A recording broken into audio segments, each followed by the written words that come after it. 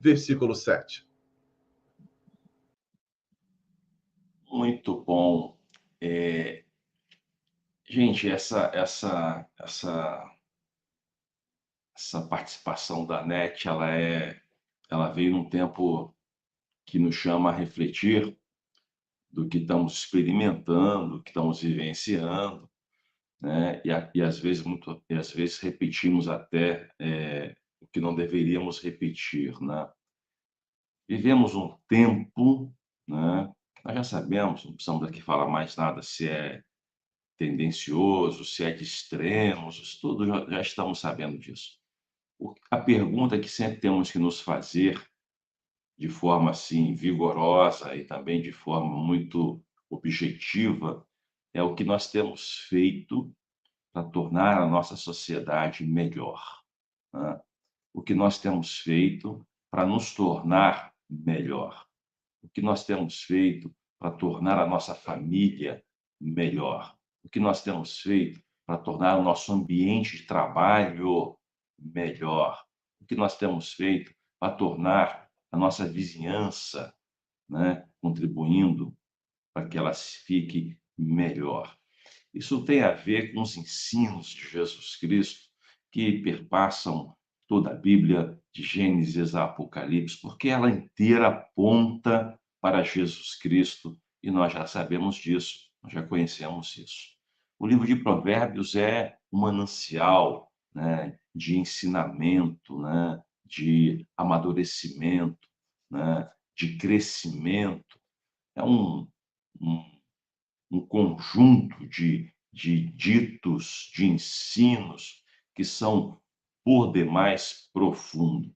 Você acabou de ouvir aí o que leu o pastor Alcenir, e eu vou continuar agora lendo o capítulo 11, no versículo 23 até o de 26. Diz assim: o desejo dos justos resulta em bem, a esperança dos ímpios em ira. Há quem dê generosamente e vê aumentar suas riquezas. Outros retêm o que deveriam dar e caem na pobreza. O generoso prosperará. Quem dá alívio aos outros, alívio receberá. O povo amaldiçoa aquele que esconde o trigo, mas a bênção coroa aquele que logo se dispõe a vendê-lo. O que eu trago isso para a nossa reflexão de hoje? Porque a nossa sociedade ela é muito individualista, né? Ela é muito imediatista, ela pensa muito nela. A cultura, voltando aqui ao termo bíblico, quando se usa mundo, também tem a ver com cultura, a cultura do nosso tempo, a cultura de que a coisa é minha, porque eu me esforcei para ter isso. Então, isso é meu. Então, é uma cultura que acaba acariciando o ego e acaba deixando a pessoa egoísta. Eu fiz, eu mereço, eu tenho, eu posso, eu sou. Então, isso vai marcando a pessoa desde cedo. Se ela nasce num lar onde isso é cultivado, ela também vai se tornar uma pessoa assim. Se ela vai para um trabalho onde a disputa é ferrenha por espaço, por poder, onde é desprezado a condição do outro, não vai em nada contribuir para que ela se torne uma pessoa melhor. E no final das contas, o que nós vamos perceber é que existe uma insatisfação, segue existindo uma insatisfação no ser humano.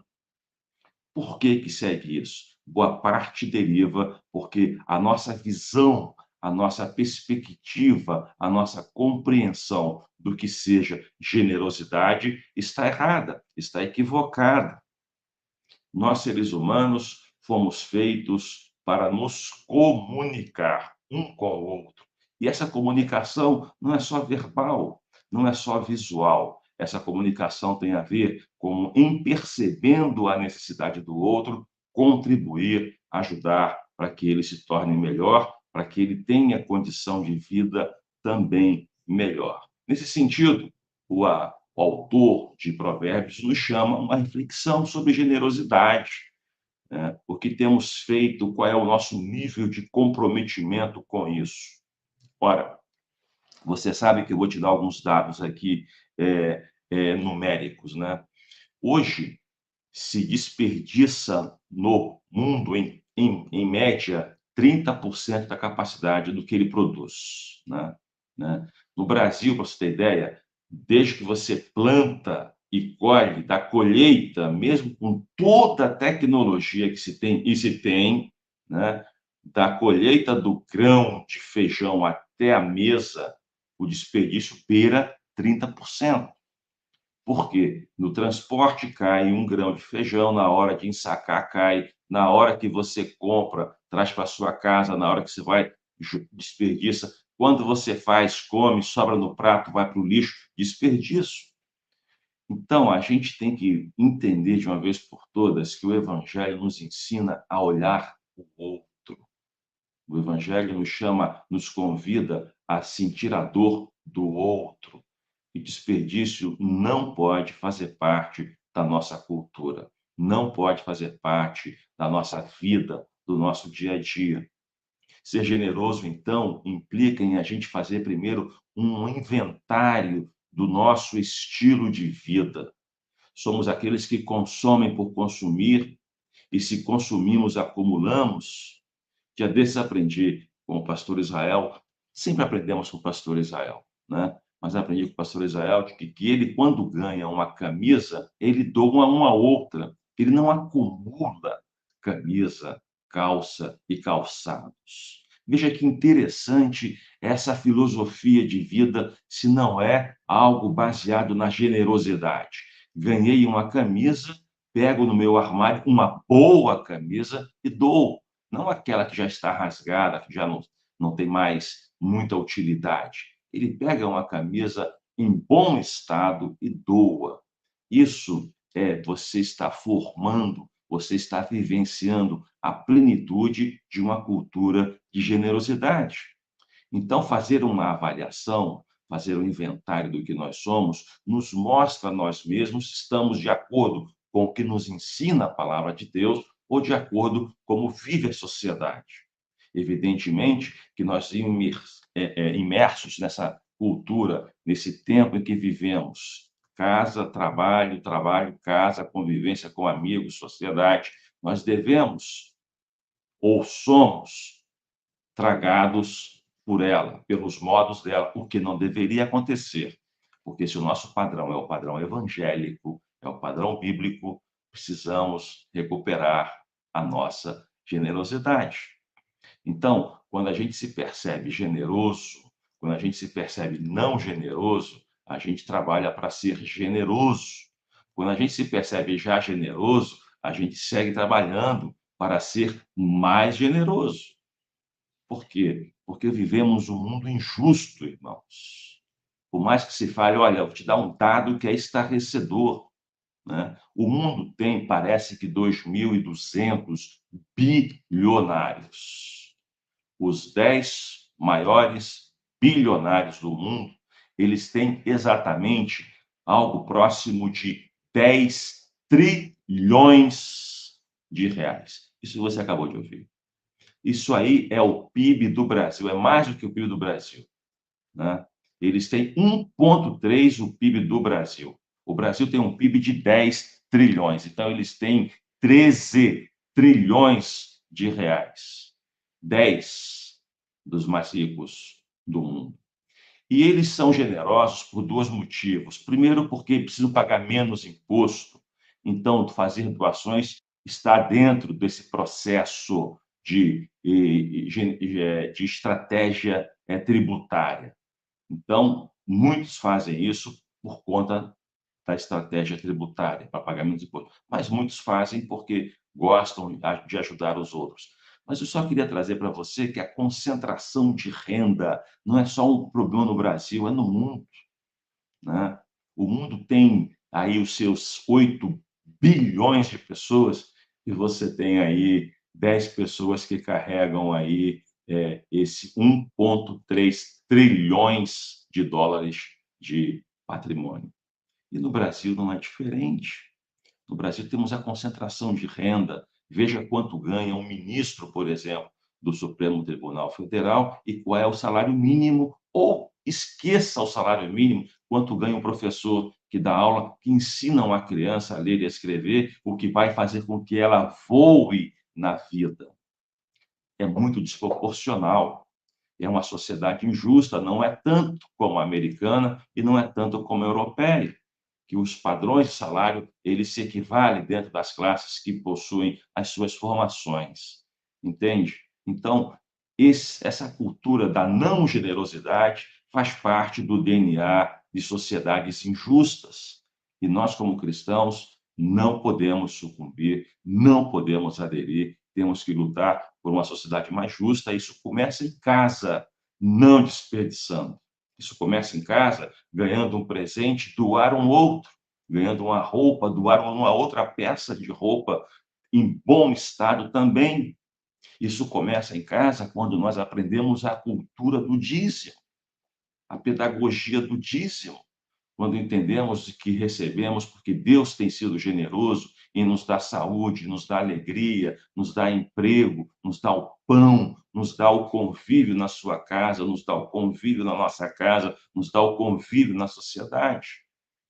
Então, nós temos que ter muito cuidado para que a gente não seja tragado da nossa generosidade. E olha, eu vou te falar o desdobramento do que é um generoso. O generoso, ele quando se entende e ele mergulha nesse projeto da generosidade, ele é o primeiro a ser abençoado. Porque uma das grandes terapias, vou usar aqui dentro da linha da ANET, sem nada entender disso, mas por ler apenas, de que nós, às vezes, nos curamos quando nos tornamos generosos. Quando a gente vai por exemplo, passa a adotar um trabalho voluntário de ajudar uma criança a ler, a se superar em matemática, ou em física, ou em biologia, ajudar um irmão a mexer em computador, uma pessoa em uma sociedade, em uma organização, numa ONG, ou na própria igreja, ou na nossa própria vizinhança, no nosso próprio condomínio, a gente começa a se sentir útil. Isso muda a nossa cabeça, isso muda a nossa mente. Isso nos faz melhor. E quando a gente se sente melhor, a gente faz mais coisa ainda. Isso vai sendo mexendo com a nossa cabeça, num crescendo, e aí a gente vai sendo aperfeiçoado. Então, meu convite para você é que se você se desafie, se você já é generoso, seja mais generoso. Se você é pouco generoso, lute, veja o que amarra você, não permite, o que não está permitindo que você seja o generoso que Deus espera que você seja. O nosso modelo de generosidade é Deus em Jesus Cristo.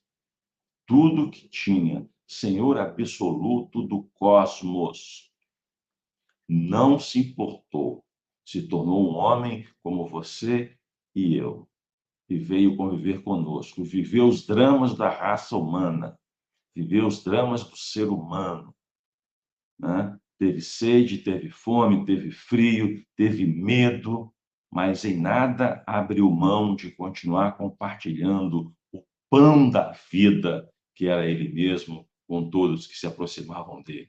E ele, muitas vezes, não como João, que esperava que as pessoas viessem a ele, Jesus tinha uma missão diferente. Jesus ia ao encontro das pessoas. A generosidade plena em Jesus, que nos ensina e nos convida a sermos como ele. Porque ele mesmo diz: eu e o Pai somos um.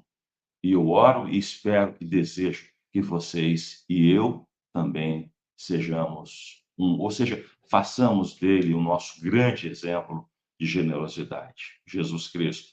Ajudemos então, sejamos mais generosos em casa, na nossa vizinhança, no nosso trabalho, compartilhando os saberes com os outros, a nossa igreja, nos envolvamos nos trabalhos da nossa comunidade, porque é um tempo em que precisamos mostrar quem somos. E talvez, muitas vezes, não precisamos nem falar. Eu sou evangélico, eu sou crente. Aliás, falar hoje que você é evangélico pode ser até perigoso, né?